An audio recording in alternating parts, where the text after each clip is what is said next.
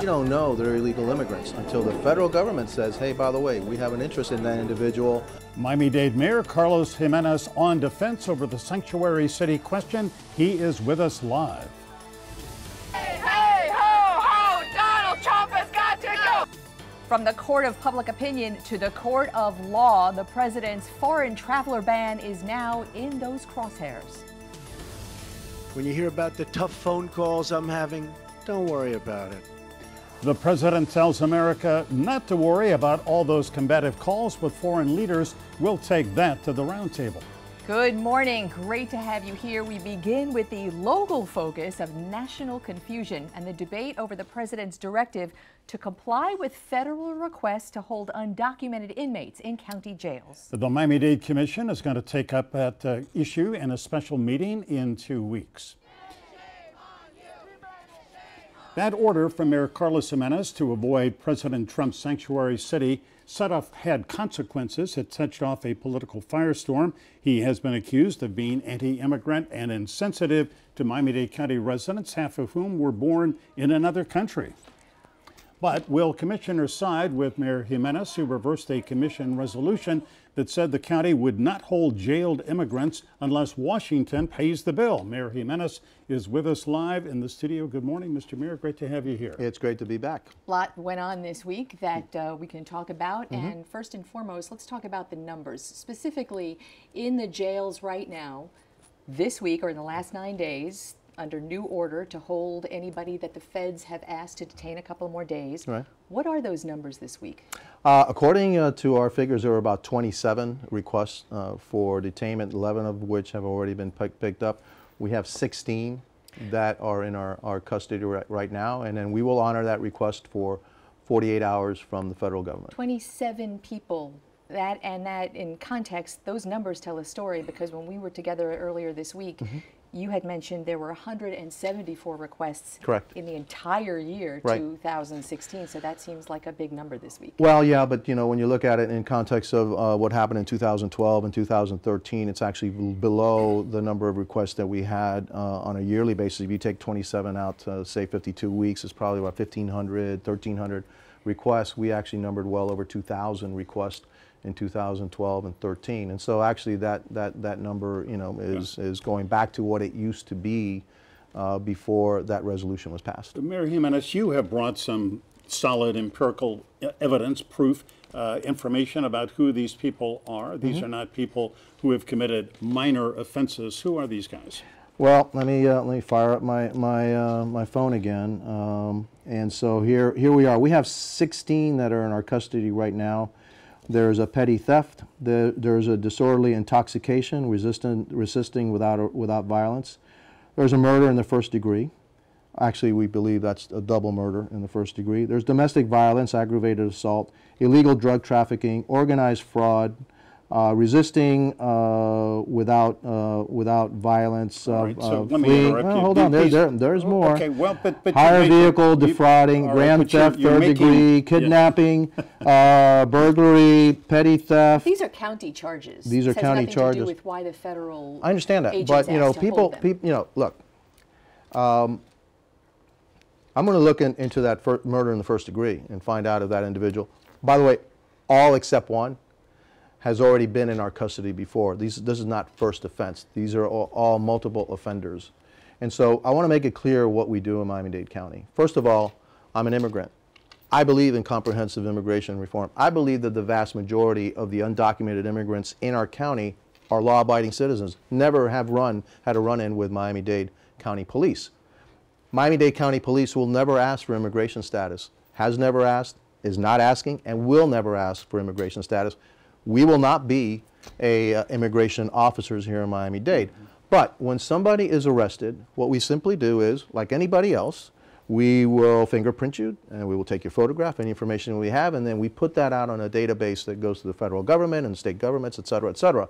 It is the federal government that tells us that person is a person of interest to us. Can you please hold them for 48 hours? That means that that person is already on the federal government's radar because we don't identify that individual as being an undocumented or illegal immigrant. All right, back in 2013, the Miami-Dade County Commission passed a resolution that said, we are not going to hold people who have ICE detainers requested by ICE for immigration for whatever, to be deported or whatever. We're not going to hold them because they're not compensating the county for the cost, which was what, $200 generally per inmate, something like that? Right. All right. So what you did was reverse the policy of the Miami-Dade County Commission. Did you consult with the commission chairman? Did you call Steve Bova and said, hey, I'm going to do this? I had information, okay, that first of all, there was the order that said, you know, sanctuary cities would be liable to lose federal funding. By the way, that came in May of 2016 under the previous administration. The Justice Department labeled us a sanctuary city because of that resolution and said at that time that we may be in jeopardy of losing federal funds. We were trying to get us off of that list all the way through the Obama administration, and unfortunately didn't happen. When President Trump put out his order, said, you know, I think this gentleman is serious.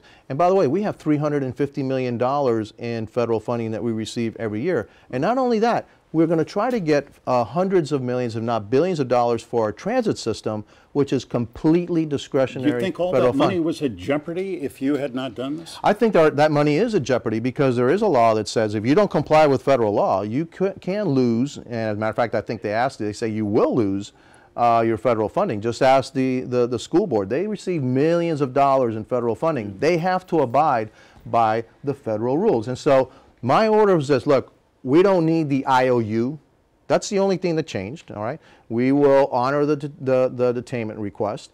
It has to be ratified by the commission. There's a two-step process to this. And I also had information that said that not only was this the president looking at that, the House was looking at it. We got a memo the day after, on Friday, saying we saw what you did, and this was from the chairman of the House Appropriations Subcommittee on Public Safety, that we saw what you did, and we want to know if that takes you off this list of sanctuary cities. And so it's a very minor thing that we did. We don't have the IOU. This is not, you know, people say, well, these are, you know, these are minor crimes, etc. Obviously, what I just read to you, those aren't minor crimes, okay? Mayor, and obviously, these folks, you know, have been targeted. They know that the federal government knows they're here. We don't target them. The federal government does. So, Mayor, what you're doing right now essentially is nothing different than the county did before 2013. And truth be told, there were no protests then. Maybe people didn't realize it. However, now, at least one of the commissioners, Daniela Levine-Cava, had written you a memo, this letter this week. Right.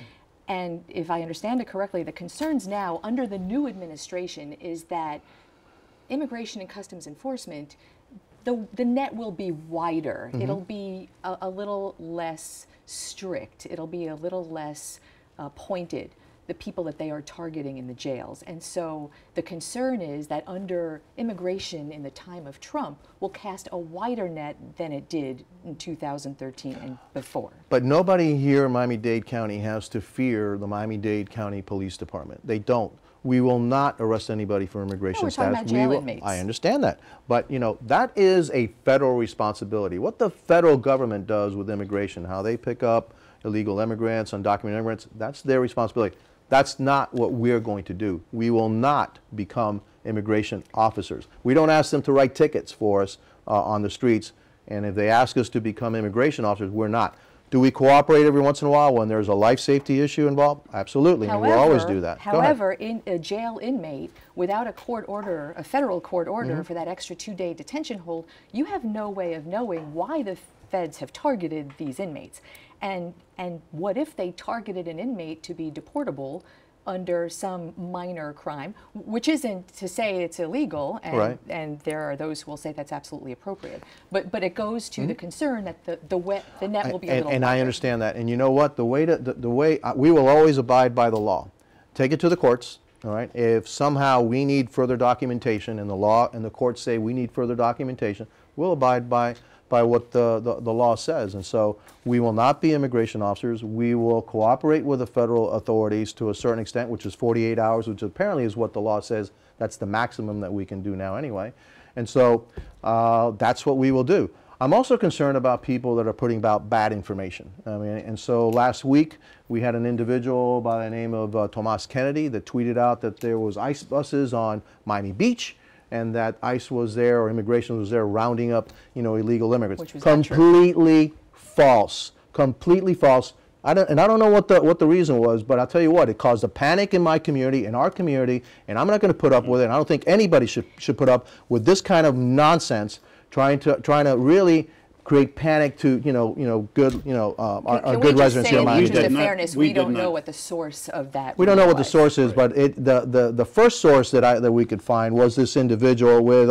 And by the way, if he retweeted it, all right, he ought to know better too, because he is an immigration advocate. He should have known better that that was going to create. I want to point out, Local 10 News did not report it. I have to bring up a sensitive subject here. Your son, C.J. Gimenez, registered lobbyist for the Trump organization, represents the Trump National Doral Resort, and is apparently going to open an office in Washington. Did your decision on compliance here have anything to do with your son and his relationship? Absolutely not. My decision on compliance here has to do with $350 million in federal funding. My son is a 40-year-old man. He voted one way, I think, and I voted another way. And so, I love him and I wish him the best. But I've been, some people say that it's really not really great to be my friend or related to me, because I actually, treat you a little bit differently, worse, okay, than anybody else. And so, my only concern was Miami-Dade County. My only concern was not to be on that list. And by the way, the sponsor of the legislation, Commissioner Sally Hayman, we were working together to get us off the list. And as soon as it happened back in May, I said, Sally, we may have to do something about this resolution. And she was completely on board. She understands. We will comply with federal law. That's it. And but we're not going to become immigration officers. Special meeting on this on the 17th of February. We'll be watching. We appreciate you being here, Mayor. Thank you, Mayor. It's my pleasure. All right, up next, the president's travel ban is in legal flux. Whatever happens in the courts, the fallout here has already been significant, and we're going to talk to some people on the front lines. That is next.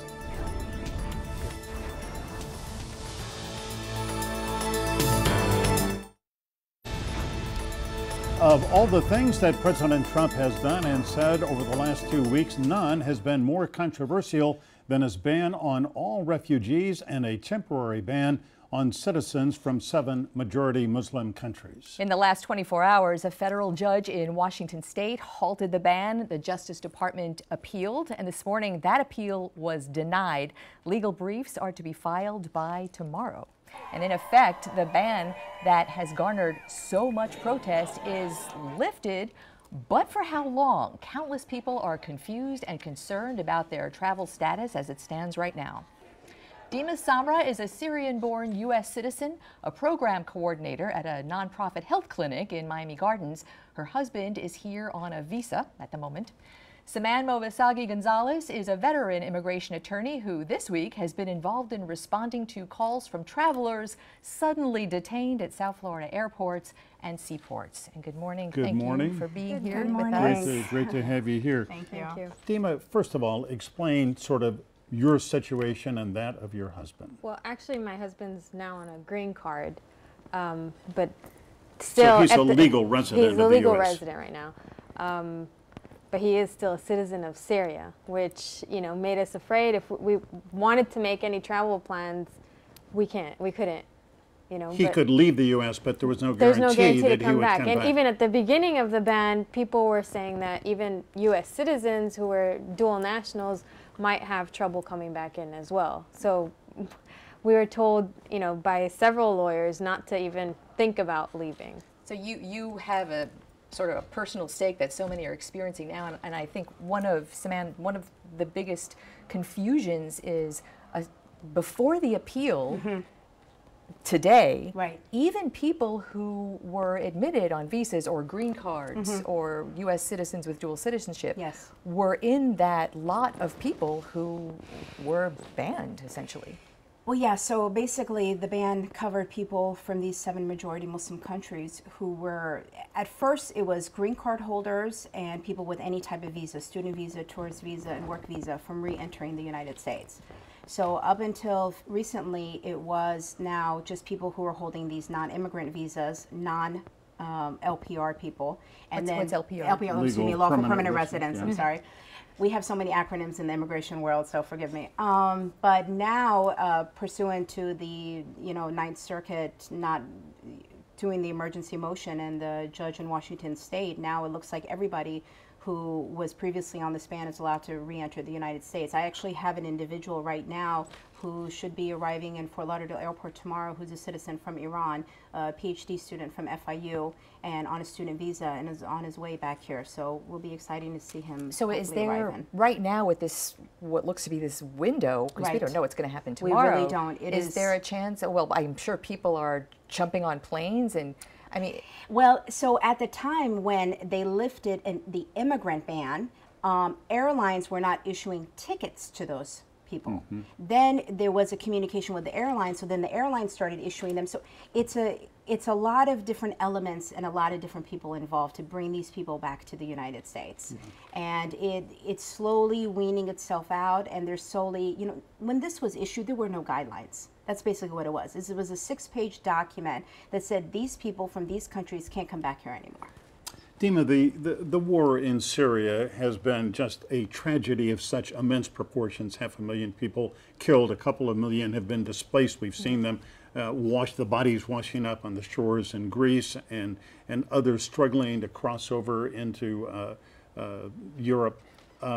When you heard about this Syria travel ban, I mean, you were born in the United States, but what was your initial reaction? What did you say?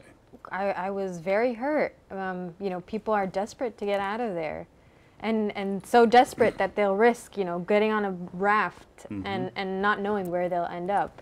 And to have people who have been vetted, who have been, you know, approved to actually come here, denied entry, that's unfair. Well, the judge in Washington State said this is discriminatory, not just about Syrians, but the 6 other countries and all refugees. He said it's a violation of due process and equal protection. So are you at least encouraged that the courts are standing up? I mean, it's great to live in a democracy. That's I mean, I did live in Syria for 6 years, so I know what it's like to live under a dictator. So, you know, seeing what's happening with the judges and with the president, it's refreshing and it's comforting, definitely. Well, let's talk about what's happening with the judges, or as the president tweeted out this morning, the so-called judges, which is a whole other story. Is there, Saman, that there is by statute and by constitution, the president has the right to do what he needs to do to keep America safe, and if the president deems certain countries are still too iffy and not vetted properly to send people here, why can't the president do that? Well, that's what he did essentially, but luckily we live in a checks and balances society. So he did that, and it was a case brought against him by the state of Washington, and the judiciary decided that his points weren't valid enough to have such a broad ban against all of these individuals who happened to be born from these countries. But I want to mention a point about the vetting process. There isn't anybody who can disagree with the fact that vetting needs to be done. There isn't anybody who can disagree with the fact that background checks need to be done. And to tell you as a practicing immigration attorney, they're done. They're done. FBI check, background check, name check. I mean, these go through an entire process. So for him to say that we need a better vetting system, why didn't he just say then, we're going to stop issuing visas temporarily? Why did he say... Isn't that what he said? No, issuing them. No, what he said was that the people who can't come back, now those people who happen to go and live outside of the country or were visiting their country for whatever reason, they can't come back. But the ones here, they can continue to stay here. I understand that if he wants to revamp the security system, but there's a process to it. There were no guidelines, there were no regulations issued. It was just with the swipe of the pen, here, we're going to just stop all these people from coming. And it has caused mass chaos. I've never had so many U.S. citizens call me. They're scared frightless about leaving the United States from all countries in the world, from Colombia, Jamaica, Canada, anywhere, because they don't know what's going to happen to them and what's their status going to be if they try to re-enter the United States. Yeah. Well, about this vetting process, Dima, we understand that people who are trying to come into the country from Syria, generally, it is 18 months to 2 years of examination, of scrutiny, of vetting before they can come in. Was that true of your husband before he was able to come in? Well, actually, he came in on a student visa. Oh, I see. Yeah, so that didn't occur with him. But my brother-in-law actually, he's now an asylee here, so he did go through a vetting process as well. And was it lengthy and tough? It was lengthy, yeah. So, man, you know, something that we had talked about earlier in the week really interested me. You said you had counseled some of your clients or would-be clients that Border Patrol agents and ICE really have a lot of discretion, They do. with or without this ban, on who they decide to question and let in or keep out. Right. Well, they have the Border Search Authority. So anybody who really, U.S. citizen, non-U.S. citizen, who comes to the United States at a port or airport, really subject themselves to their type of questioning. Now, there's questioning that has to pertain with who you are as an individual, where you're going, why are you coming, what your traveling is, and whatnot. And then there's other types of questioning that really goes beyond the realm of really what's needed to know. Political beliefs, maybe Facebook posts, maybe religious beliefs, religious practices. But that's legal to ask. Well, to a certain, it's not that it's legal or illegal. You as an individual need to be educated on knowing how to respond professionally and appropriately, because these are still government workers and their best interest is in the United States. We understand that. But when sometimes their questioning may get outside of the scope of what needs to, from what they need to determine whether or not you can come in or not, I think it's really important that as the person who's coming and go in and request to speak to a supervisor, take it up to that ladder, because sometimes political questions or religious questions aren't really necessary to go ahead and allow somebody who's, let's say, on a multiple H-1B worker visa to come to the United States. All right, so if you can, speak to a good immigration attorney, but not everybody can. Well, no, but you know, it's important to go back to what, you know, that's a really good point. We, in South Florida, we're doing a lot of local events here to trying to educate, especially like the Muslim American community. I mean, I'm in the chair of Executive Committee for Emerge USA, and we're doing a 100-day call to action where we go out and reach out to the local congressmen and politicians and let them know what we stand for. There's other organization, Cosmos, they're having a banquet. They do town home, you know, school meetings all over Miami-Dade trying to educate. And this is pro bono work. Yeah, this is not charging these people. These are events that we do as much as we can to really try to educate the community out there and how to behave professionally and appropriately when dealing with, you know, CBP or whatnot, and what their rights are. Well, more power to you. And Dima, we wish you good luck. Thank you very much. And glad that there was an interfaith service at your father's mosque on Friday. Thank you. Very encouraging. Thanks again. Thank you. And still to come, we take it all to the round table. Stay with us.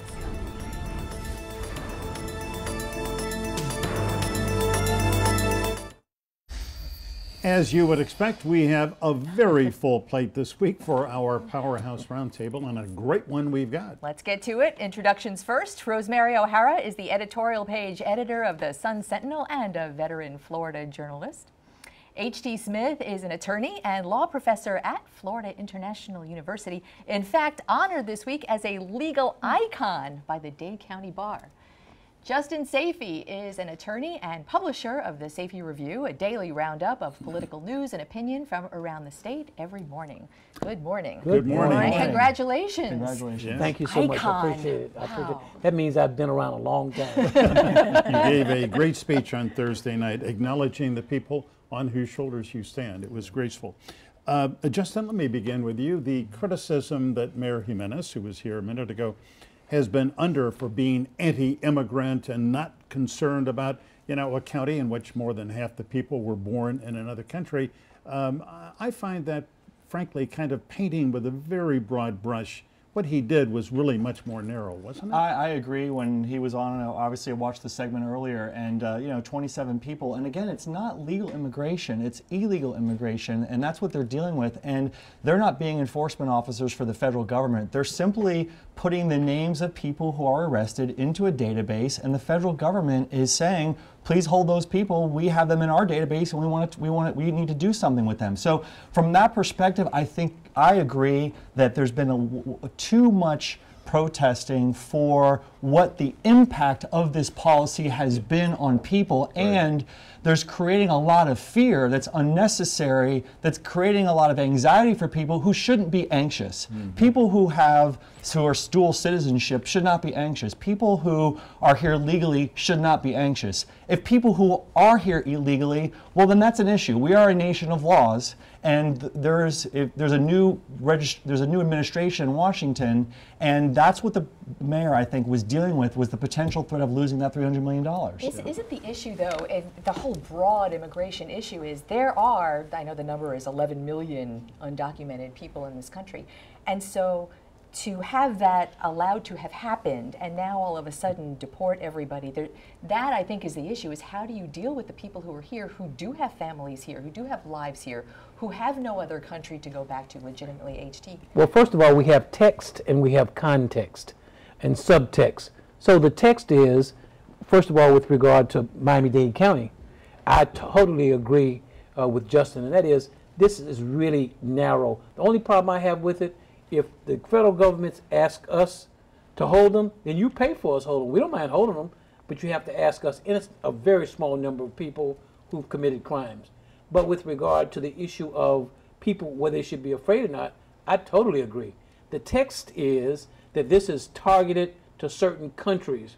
But we heard the president say over and over, I'm going to ban Muslims. We've heard the people that work with him, we're going to ban Muslims. And now we hear Giuliani said, when I worked with him, he asked me, what's a slick way that I can ban Muslims but not say I'm banning Muslims? Rudy Giuliani asked you that? Rudy Giuliani said the president, he said, the president asked him that. I apologize. The president asked him that. He said, so I came up with a way to make it look like it wasn't a Muslim ban by picking these 7 countries that President Obama had already identified. It always amazes me how Saudi Arabia never gets in the conversation. It might have a little something to do with oil. You know, what I would add is that I agree with what's been said, and I do think the federal government should pay cities for the time that they have people in their jails. Why people react, though, is because this is just the beginning of something that could be a slippery slope. While Mayor Gimenez made clear that his officers, his deputies, will not be enforcing illegal immigration law, President Trump is very good friends with that sheriff out in Arizona who wants to, and Arizona did pass a law that said that when you're stopped, you've got to prove your citizenship. And that's been found to not, you know, it has not held up. But if we do have law enforcement now asking for your papers every time they respond to a call. But the mayor said that that was not the directive. It is not. It is not. No, I'm just saying this is a very narrow. But the reason people are concerned is because President Trump has aligned with this sheriff who wants to get people, everybody who is stopped, ask for the papers. So that's why people are worried. Attorney General Sessions may, in fact, try to push the boundaries and get local law enforcement, as Rosemary says, to perform some of these immigration authority duties. Yes, Michael, but that's speculative. That's really speculative. No one has proposed that. No one from the Trump administration, during all the confirmation hearings that have happened for Jeff Sessions, no one's ever even suggested that. And this is part of the problem, in my view, is that people are putting information out there for political purposes to get people excited and to get people anxious and to get people nervous and to get people scared, because they're doing it for political purposes to try to be against the new Republican president. Well, and I have a problem with that. Well, but still, we have to look at now context. And so people are hearing what the president had said even before he was elected, after he's elected. And so what they're hearing is, basically what they're hearing, maybe not what he's saying, we want to keep all Muslims out, and the ones who aren't here, we want to kick them back. Now, for those of us who were born in the country and we're citizens, that might not be what we're hearing, but you ask the people who this affect, that's what they're hearing. And we have a president, even strong, dyed-in-the-heart Republicans like you would admit, it's totally unpredictable. Unpredictable. Can we just go back to the sanctuary city issue in Miami-Dade? What's going on right now was exactly what had been happening up until the commission changed it for financial reasons in 2013. Where were the protests then? Is it that nobody realized what was going on? I mean, there's no difference, but there were no protests. Well, it was absolutely happening, not just in Miami-Dade, but across the country. Let's also remember that President Obama was called the deporter-in-chief. That's right. You know, he deported more than 2 million people, and who disagrees with deporting somebody who's convicted of murder, or, you know? So, yeah, no, it became about the finances, and if it's $200 a night versus $350 million, I understand the mayor's equation. And there was no one talking about banning Muslims or faith or banning people from the country. That is very, very frightening. and they believe that he has the authority to do it, and they know he has the nerve to do it. But HE, no one's talking about banning Muslims now. Even when the order was in effect, there are tens of thousands, even as we're sitting here speaking, there are thousands of Muslims coming across our borders, being admitted by the U.S. Border and Protection Service from countries all over the world. Well, that's even before the order was ruled was put on hold by the federal judge in Washington. And while they were coming, Sean Spicer was calling it a ban, and the president was calling a ban. But not on Muslims. It's not a Muslim ban. Well, during the campaign, tens of thousands of Muslims have been coming into our country legally since the executive order went into effect. He talked about a Muslim ban during the campaign. Right. He talked about it during the campaign, but let's talk it's about not a complete ban. It's not. It's a ban, but it's not a complete ban. And we're saying, well, who's next? What country is next? That's the concern. And I think we should try not to be. I'm trying not to be partisan on this. I'm trying to look at it from my. Well, that's right. I'm trying to be factual. The facts are that the president said he's going to ban Muslims. The facts are that when they instituted this, he said this is a Muslim ban, and his spokesman said it's a Muslim ban. Do you believe the president that's or not true. He didn't say that. The president did. I never heard the not president. When he was president of the United States. I heard him say specifically, it is not a ban on all Muslims. It's a ban on people from these 7 countries, most of whom are Muslim. Well, we're going to take a break. We'll be back with more of our roundtable in just a minute.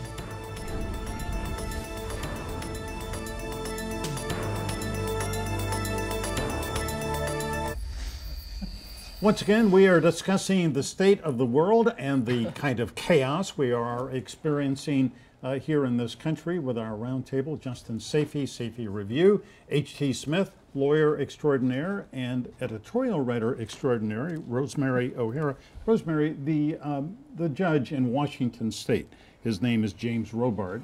On Friday, he is, by the way, appointed by George W. Bush, conservative, independent thinker, and he looked at this travel ban and he listened to arguments from the state of Washington, and he said, yes, I'm going to strike this down, this, at least for now, temporary restraining order.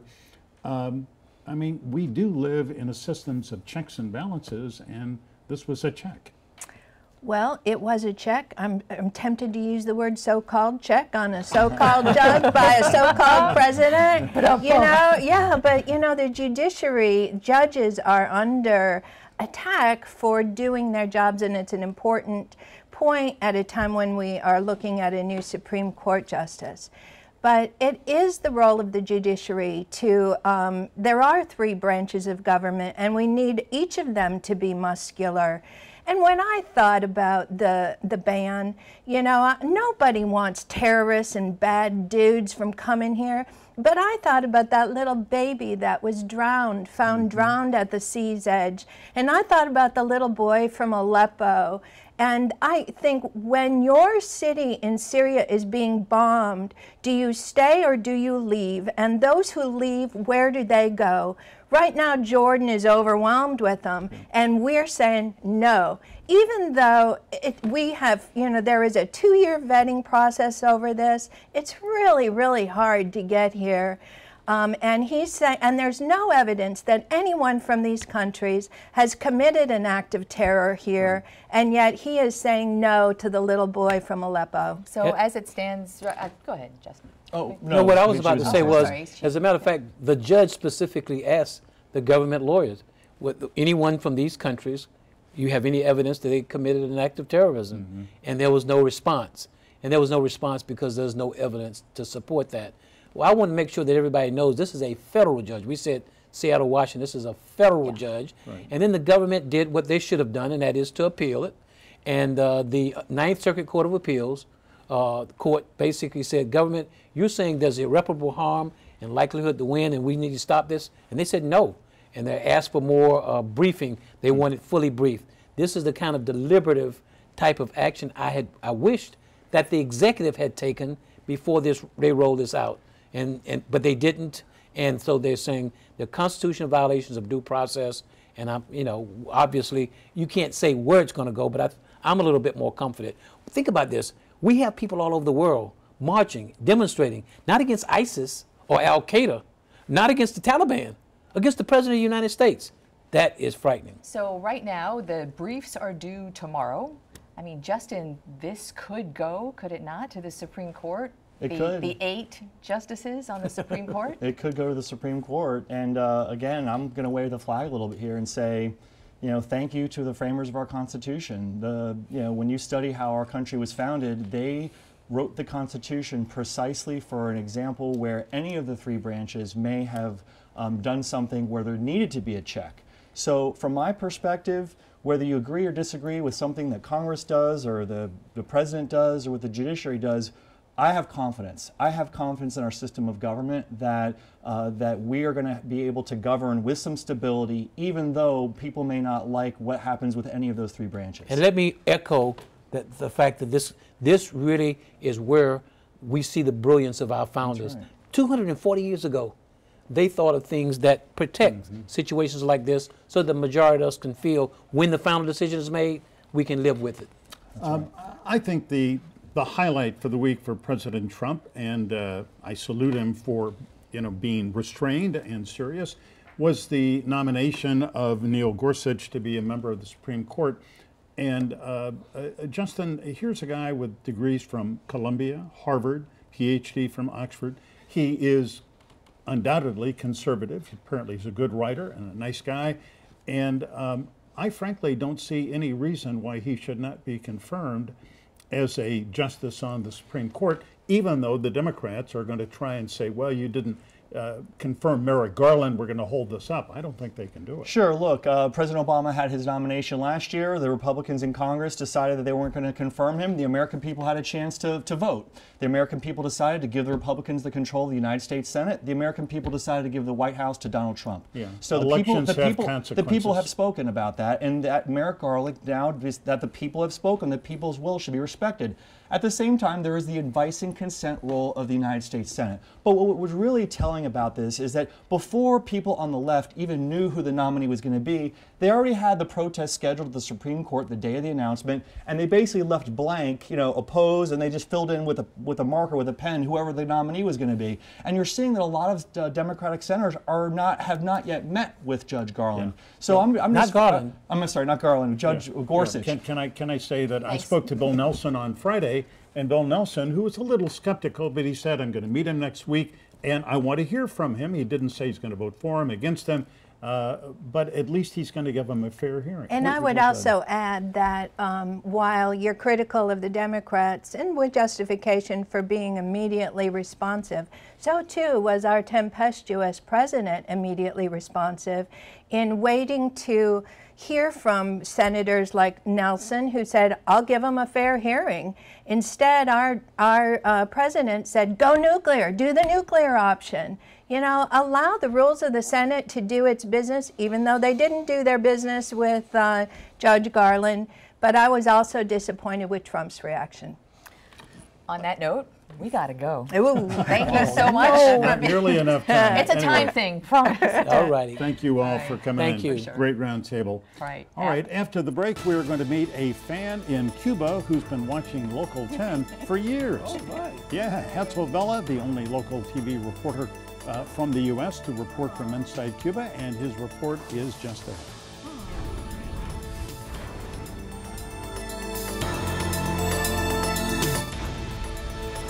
In our report from Havana today, a fascinating man whose obsession with communication and technology has connected our country for decades. And he was watching what used to be Local 10 or News 10 on the airwaves long before any of us. He spoke to Hetzel Vela, the only local television reporter in the U.S. to report from inside Cuba.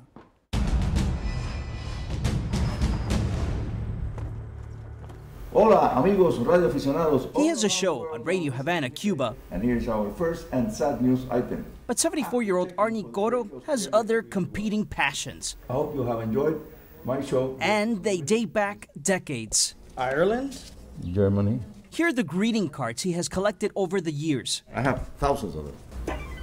It means that this is a repeater station. People he has met through his other love, amateur radio. His collection is tucked away in the corner of his kitchen in Nuevo Vedado. Engineering, communication systems. Look at his books and you realize It's been an obsession from the age of 12, he tells us. First radio, then television. It was the late 50s. My dad bought the best TV set that was available at that time. That's what he got into TV DXing, or long-distance reception, a hobby that taught him how to build antennas. And he has proof, called Popular Electronics, the issue published in April of 1959, the year of the revolution. But for Arnie, the year his article was published in this American magazine. We picked up on a more or less regular basis that WPST station from Miami, Channel 10, which is now, I understand, WPLG. Okay, they changed the call sign. Channel 10, now Local 10. The article comes with a picture, an image from his TV screen. The caption reads, "The signal was picked up with the standard conical antenna during peak sunspot activity." Arnie learned English in school. His mother was an English teacher who helped him edit the article submission. At that time, American television was very interesting. But now we live in the age of the internet, and Cubans are just starting to get a taste. I think it's very important to use whichever technology you have available to generate good communications between the peoples. He's talking about U.S.-Cuba relations and us, Miami-based journalists working on the island, he feels is a good starting point for a respectful, professional dialogue that should continue. Your presence here, I think, marks it's a landmark. I'm Hansel Vella, Local 10 News, Havana. And you can watch Hatzel's reports from Havana throughout the week right here on Local 10 News. Still to come, my personal perspective about the critical role that is played by the courts in the travel ban controversy. Hey, let's hear it for the judges.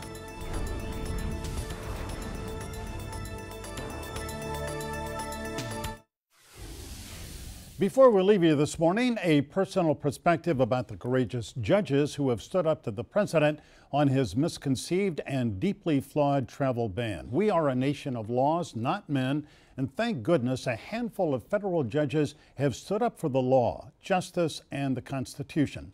The latest judge to do so is Judge James Robart of the Federal District Court in Seattle. On Friday, he issued an order stopping the travel ban on refugees from people from 7 majority Muslim countries. The judge wrote that, quote, "There is no support for the administration's argument that those refugees pose a threat to the United States."